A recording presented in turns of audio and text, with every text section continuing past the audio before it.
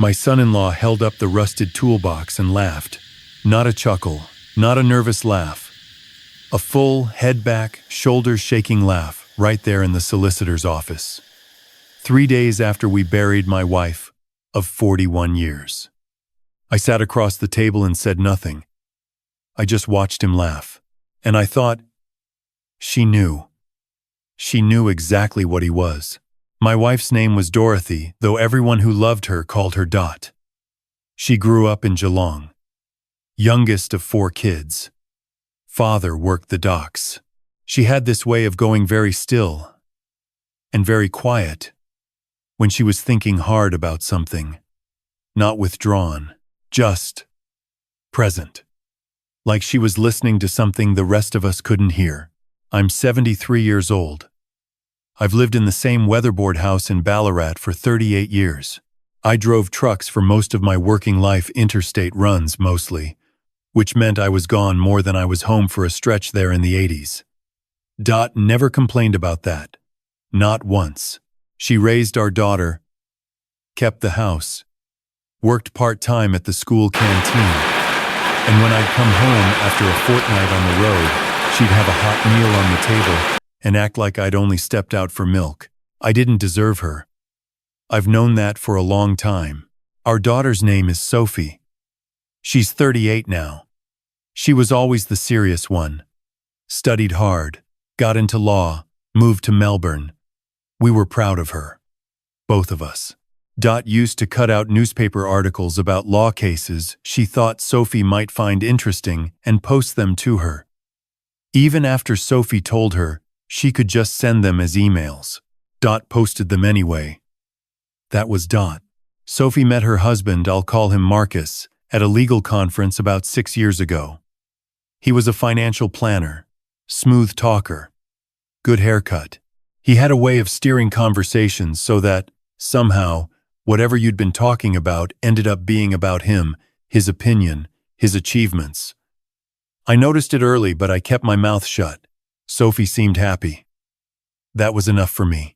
Marcus moved into Sophie's apartment in Melbourne. Within a year, they were engaged. Dot and I drove down for the engagement party, and I remember standing in the backyard of Marcus's friend's house in Toorak, holding a glass of wine I hadn't asked for, watching Marcus work the room. He was good at it. I'll give him that. He shook my hand that night with both of his and said, "You must be so proud of her." I said I was. He said, "She's done well for herself." Like Sophie's life was something that had happened to her rather than something she'd built. I didn't like him, but I kept my mouth shut. Dot's cancer was diagnosed in the winter of 2019. Bowel cancer. Caught later than it should have been because she'd been putting off the checkup, too busy looking after everyone else, as usual. They operated. She had chemo. She lost her hair and she lost about 15 kilograms, and she made jokes about it, because that was Dot. She said she'd always wanted an excuse to buy one of those silk scarves, and now she had one. She got through it. The specialist called it a good outcome. We had Christmas that year with Sophie and Marcus, and Dot ate 2 pieces of pudding, and I nearly cried watching her do it. But the cancer came back in 2022. Different site. More aggressive. This time, Dot didn't make as many jokes. She lived another 18 months. I was with her every day. Marcus visited a handful of times, always with some reason why he couldn't stay long. Always with his phone in his hand. Sophie was there more, but even she didn't know how bad it was towards the end, because Dot asked me not to tell her. Sophie worries, Dot told me. Let her worry less for a bit longer. That was Dot. Protecting everyone right up to the last. She passed in March. Last year. Early morning. The birds were going outside, and she just stopped. Quietly. The way she'd done everything. The days after were strange. People brought food. The house filled up with flowers. Sophie stayed for a week, and Marcus came for the service, and then said he had to get back to work. I found myself standing in the garage one afternoon, looking at things. Dot's gardening gloves on the workbench, a tin of white paint we'd bought 3 years ago for the bathroom and never used. My old toolbox, a big red Sidchrome chest I'd had since my 20s, sitting against the wall where it always sat. Next to it was a smaller box, older, rusted around the hinges. I'd seen it before, vaguely, sitting on the shelf behind the lawnmower.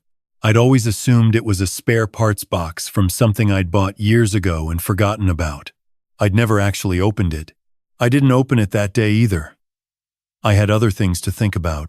The solicitor, a woman named Patricia, who'd known Dot through the CWA, called me about 2 weeks after the funeral. She said Dot had updated her will about 6 months before she passed, and would I come in for the reading? I said yes, and then I asked if Sophie should be there. Patricia said yes. And Sophie's husband, if he's able to attend. Marcus was very much able to attend. He drove up from Melbourne with Sophie and arrived at our house the night before with a bottle of red wine and that smile of his. Over dinner, he asked me questions about the house, how old it was, what we'd paid for it, what the land size was. Sophie kept changing the subject. I answered his questions because I'm polite and because I was tired. At one point, he leaned back in his chair and said, "So has the solicitor given you any indication of what to expect?" I said I didn't know. He said, "Only asking because Sophie and I have been doing some financial planning and it would be helpful to know what we're working with." I looked at him. He looked back, completely comfortable. I excused myself and did the washing up. The solicitor's office was in a building on Sturt Street. The three of us sat across from Patricia, me in the middle, Sophie on my left, Marcus on her left. Patricia had a folder in front of her. She was the kind of woman who didn't waste words. She read the preliminary sections, the standard legal language about being of sound mind, previous wills revoked, all of that. Then she got to the specific bequests. Dot had left the house to me. She'd left a car and some furniture to Sophie. She'd left small amounts to her 2 sisters, to a couple of charities she'd supported for years. Then Patricia said, "To my husband, I leave also the contents of the old red toolbox in the garage." Marcus turned to look at me. I said nothing. Patricia kept reading. "To my son-in-law, I leave nothing, as I believe he already has more than enough." There was a silence. Then Marcus picked up the printed copy of the will that Patricia had placed in front of him, held it for a moment, and laughed. Head back, shoulders shaking. "The toolbox," he said. "She left you the toolbox." He looked at me, and I get nothing, because she believes I already have enough. He was still smiling. Honestly. "All right then," Sophie said, very quietly. "Marcus," he waved his hand. "No, it's fine. It's absolutely fine. A toolbox." He looked at Patricia. "Is that the whole will?" Patricia said it was. Marcus sat back and folded his arms. The smile didn't leave his face. He looked like a man who had just had a minor inconvenience, which, I realized, was exactly what he thought this was. I didn't open the toolbox that night. I was exhausted. Sophie stayed over again. Marcus drove back to Melbourne, citing an early meeting, and we sat on the back porch after dinner without saying much. She apologized for him. I told her there was nothing to apologize for. She said, "Dad, do you need anything? Are you going to be all right here by yourself?" I said I'd be fine. She went to bed. I stayed outside for a while and listened to the night. There was a possum in the gum tree at the back fence, rustling around. Dot had put a little wooden feeder up in that tree years ago, and she'd never stopped filling it. I went inside and walked through to the garage. The toolbox was on the workbench where I'd moved it after the solicitor mentioned it. It was about 30 centimeters long, pressed metal, old style, with a latch on the front, rust along the seams. I'd never seen Dot pick it up or take anything out of it. I'd never seen it anywhere except that shelf behind the lawnmower. I opened the latch. Inside, on top, was an envelope. Below the envelope was a USB drive in a small Ziploc bag. Below that, neatly folded, was a piece of paper covered in Dot's handwriting columns of numbers and dates, going back years. I picked up the envelope first. My name was written on the front in her handwriting. Under my name, she'd written, "When you're ready." I sat down on the old camp stool by the workbench and I opened it. The letter was 4 pages, handwritten. I'm not going to repeat all of it. Some of it is between me and her. But I will tell you what she needed me to know. Dot told me that about 8 years ago, she had started noticing things about Marcus. Specific things. He had started asking Sophie to transfer money to a joint account he managed for investments. He had talked Sophie into revising her own will to make him the primary beneficiary. He had made comments, in front of Dot, that she hadn't told me about at the time. Comments about my age, about how I was old school, about how it was impressive that I still drove a manual car, the kind of comments that sound like compliments until you hear them enough times to realize they're not. None of that was criminal. All of it was concerning. But then, Dot wrote, she had started looking more carefully. Marcus had another family. Not an affair, something more deliberate than that. A woman in Brisbane. A de facto relationship of nearly 5 years, 2 children. He had a second financial life that Sophie knew nothing about. Dot had found out through a sequence of events she explained carefully. A conversation overheard. A face she'd seen on a phone screen that she'd then searched for. A woman she'd quietly, over several months, made contact with. The woman in Brisbane didn't know about Sophie either. Dot had spent 2 years documenting what she found.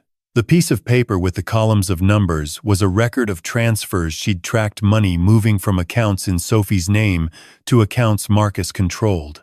The USB drive contained screenshots, emails Dot had been forwarded by the woman in Brisbane, financial records. She hadn't told anyone because she didn't know how to tell Sophie. She hadn't wanted to blow up her daughter's life while she was still fighting the cancer. Still hoping to get better. Still hoping she'd have time to figure out the right way to do it. But she hadn't gotten better. So she had done the next best thing. She had put everything in the toolbox. She had made sure Patricia knew that the toolbox went to me. She had written down everything she wanted me to understand. At the bottom of the last page she had written, "I trust you to know what to do with this. You always knew how to handle things. You just needed the information. I'm sorry it took me this long to give it to you. I love you. I was proud of you every single day." I sat on that camp stool in the garage for a long time. Outside, the possum rustled in the gum tree. I am not a man who does things quickly. I've learned that patience is usually better than speed, and that a decision made at 3 in the morning after a shock is rarely a good one. So I slept not well. But I slept, and in the morning I rang Patricia. I told her there was additional information from Dot that I needed her to look at. She said she'd see me that afternoon. I drove to her office with the toolbox.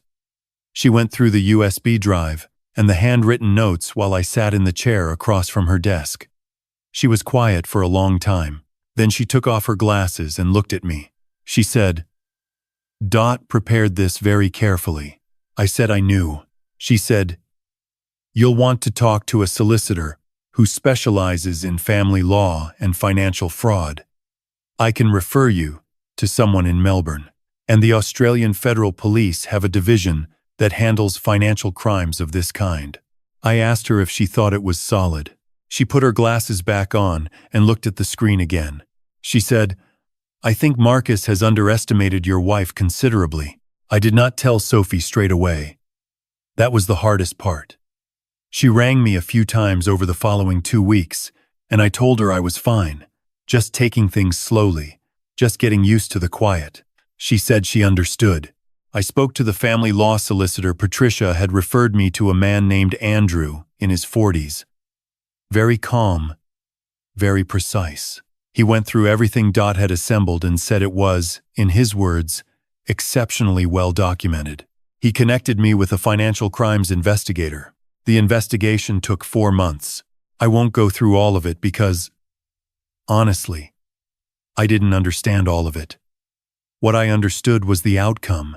Marcus had transferred approximately $240,000 from accounts held in Sophie's name into investment accounts he controlled, accounts that Sophie hadn't known the details of. He had made representations to financial institutions about Sophie's assets that were not accurate. He had, in short, been stealing from my daughter for years, quietly, in small amounts that were hard to notice unless you were looking carefully. Dot had been looking carefully. Marcus was charged with 6 counts of fraud. He faced 4 years, ultimately served 2, at a minimum security facility in Victoria. His financial planning license was cancelled. His assets were frozen pending repayment to Sophie. The woman in Brisbane, her name was Angela, ended her relationship with him when the charges were laid. She rang Sophie once and apologized. Sophie said it was a very strange phone call. The day Marcus was charged, Sophie came up to Ballarat. She didn't say much when she arrived. She came inside and I made tea, and we sat at the kitchen table the way Dot and I used to sit at the kitchen table every morning for 40 years. And Sophie cried for a long time, and I let her. After a while, she said, "How long did Mum know?" I told her what the letter said. About 2 years of knowing. Another year or so of suspecting. Sophie said, "She never told me." I said, "She didn't know how to. And she didn't want to be wrong." Sophie picked up her tea and looked out the window at the backyard. At the gum tree with the wooden feeder in it, she said, very quietly, "She was protecting me." I said, "Yes," Sophie said. "Even when she was sick, she was still trying to protect me." I couldn't say anything to that. I just nodded. We sat there for a while without talking. And I think that was all right. Some things don't need words. That was 14 months ago. Sophie is doing well.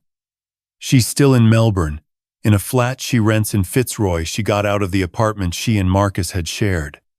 She's been made a senior associate at her firm. She has a friend, a man named Patrick, who she met through a colleague, who comes up to Ballarat with her sometimes on weekends. He's a quietly decent bloke. A high school geography teacher who brings Anzac biscuits and asks genuinely interested questions about how truck engines work. Dot would have approved. I'm still in the weatherboard house. I've painted the bathroom, used that tin of white paint that had been sitting in the garage for 3 years. I fill the possum feeder every second day. I drive up to Geelong once a month to have lunch with Dot's sister, who is 81 and still sharp and still misses Dot the same way I do. The toolbox is on the kitchen windowsill. I put it there a few months ago. It looks a bit out of place there, and Sophie told me it's an odd decorating choice. And I told her she was probably right, but I wanted it somewhere I could see it. There's a thing I've thought about a lot since all of this. About what Dot did. She was sick. She was frightened. She was carrying something enormous all by herself, and she didn't collapse under the weight of it. She didn't tell me and let me handle it badly, which, honestly, is what I might have done. I'd have confronted Marcus too early, with too much emotion and not enough evidence, and it would have fallen apart. She knew that. She knew me. Instead, she did what she always did, which was to think carefully, move slowly, and make sure the right thing would happen even if she wasn't there to see it. I spent 41 years thinking I was the practical one, the one who fixed things, solved problems, got things sorted. Dot was the gentle one, the patient one, the one who held everything together with warmth and quiet. What I didn't understand until now is that warmth and quiet are their own kind of strength. A stronger kind, maybe, than anything I ever had. Marcus laughed at that toolbox. He laughed because he looked at a rusted old box and he saw junk. He saw the past. He saw something with no value. He didn't see what was inside it. He didn't see that a woman he'd dismissed as an old-fashioned, sentimental, fading-away mother-in-law had been 3 steps ahead of him for years. He didn't understand that while he was calculating and maneuvering and treating people as assets to be managed, she was simply paying attention, watching, remembering, writing things down in columns in her careful handwriting. He never imagined she could outthink him. That was his mistake. And it was a very expensive one. I want to say something to anyone listening who might be going through something like this. Not the fraud, not specifically that, but the experience of watching someone you love be mistreated and feeling helpless and not knowing what to do. Document everything. Whatever you notice, whatever feels wrong, write it down. Dates, amounts, exact words said. Keep it somewhere safe. Tell someone you trust, a solicitor, a family member, someone outside the situation. Don't wait until you're certain. The documentation is what makes certainty possible. And don't underestimate the people who seem the quietest in the room. Often, they're the ones who are listening the most carefully. Dot used to say that she'd learned one thing from raising children and 40 years of marriage, and that was this. You can't always stop bad people from doing bad things. But you can make sure there's a record. You can make sure the truth is somewhere it can be found. She was right about that. She was right about most things. I kept the toolbox, of course. Not because of what was inside it. The USB drive is in the hands of investigators now. The letter is in my bedside drawer. But because it was hers. Because she touched it. Because she chose it. Because she sat in this garage at some point when I wasn't here, and she put everything she wanted me to know inside a rusted old box and trusted me to open it when I was ready. I think about her doing that. I think about her sitting where I sat on that camp stool, assembling her evidence, folding the paper with her careful hands, tucking the USB into its little bag, and writing my name on the envelope. When you're ready, she knew I'd need time. She always knew. I've turned this over in my mind a lot these past 14 months. Not with anger, I'm past that, but with a kind of slow, quiet amazement at how things work out. Marcus walked into that solicitor's office believing he'd already won. He'd spent years positioning himself carefully, moving money in small amounts, keeping Sophie busy, keeping her trusting. He was clever about it. I'll say that much for him. He understood how to exploit the space between what people notice and what they don't. He understood that most people, when they love someone, give them the benefit of the doubt. He used that. He used it deliberately, and he never once considered that the woman sitting quietly at the end of the table at family dinners, the woman who posted newspaper clippings and filled a possum feeder and made tea without being asked, that she might be watching him just as carefully as he was watching everyone else. That's the thing about people like Marcus. They assume that because someone isn't loud, they aren't sharp. They mistake gentleness for weakness. They look at a person who doesn't argue, who doesn't push, who just listens and nods and goes about their day, and they decide that person isn't a threat.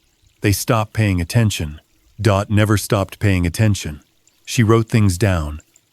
She followed threads. She made contact with a woman she'd never met, in a city she'd never been to, and she built a picture piece by piece over 2 years, while she was also dealing with her own illness and her own fear and her own grief about what she was finding. She did all of that quietly, without telling anyone, because she knew that the moment it became noise, Marcus would find a way to manage it. What I've come to understand is that there are 2 kinds of strength. There's the kind you can see, the kind that raises its voice, that confronts, that acts fast and acts visibly. I always thought that was my kind. And maybe it was, to a point. But the other kind, the patient kind, the kind that documents and waits and thinks 3 steps ahead, that's harder. That takes more discipline. That takes the willingness to sit with something uncomfortable for a long time without flinching. Dot had that. She had it in spades. The consequences for Marcus were not a matter of luck or chance.